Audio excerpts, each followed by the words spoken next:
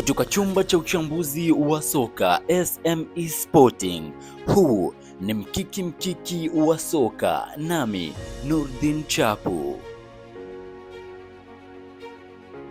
Tukitupia jicho msimamo wa ligi baada ya mechi tatu za awali, Amongoni United wanaongoza jahazi wakiwa na pointi 7 na tofauti ya mabao chanya 4.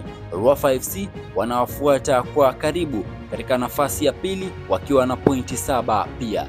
Denmark FC na Yanga FC wanakamilisha 4 bora, kila mmoja akiwa na pointi 6, huku Denmark wakiwa na mchezo mmoja mkononi. Siku ya Jumamosi ina jumla ya mechi 5 za kusisimua. Mongoni United dhidi ya Mombasa All Stars. Vinara Mongoni watakuwa ugenini dhidi ya Mombasa All Stars ambao bado hawajacheza mchezo wowote msimu huu. Junior FC dhidi ya Beach Bay. Junior FC inayoshika nafasi ya 10 itakuwa nyumbani Wundanyi Stadium kuwakaribisha Beach Bay. Junior wana morali baada ya kufunga mabao 6 kwenye michezo yao miwili ya kwanza. Nao Spark Youth dhidi ya Ubantu FC, mechi kali ya jijini Mombasa ambapo timu hizi zinazotofautiana pointi moja pekee zitachuana uwanjani RG Ngala. Ziwani Youth wanasaka pointi zao za kwanza msimu huu baada ya kupoteza mechi zote 3 za awali. Young Bulls dhidi ya Denmark.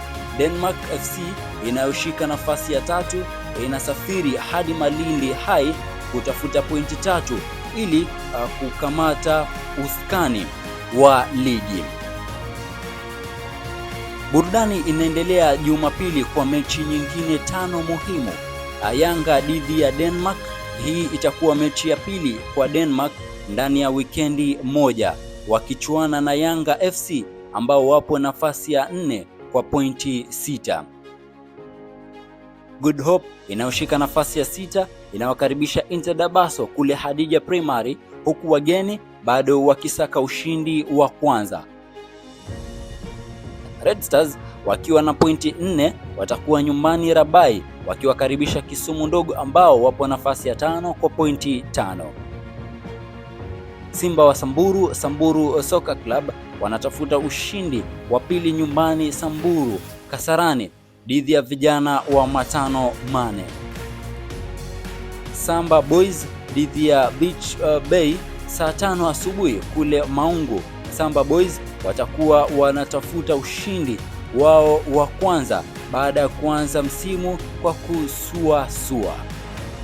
Ligi ya Division 2 msimu huu inaonekana kuwa na ushindani mkubwa, hususan kwa timu kama Denmark FC ambazo zina michezo mkononi na zinaweza kupindua meza kileleni wakati wowote. Ziwani Youth na Samba Boys wanahitaji kuanza kupata matokeo sasa kabla pengo la pointi halijawa kubwa zaidi. Je, Mongoni United wataweza kubaki kileleni baada ya weekend hii?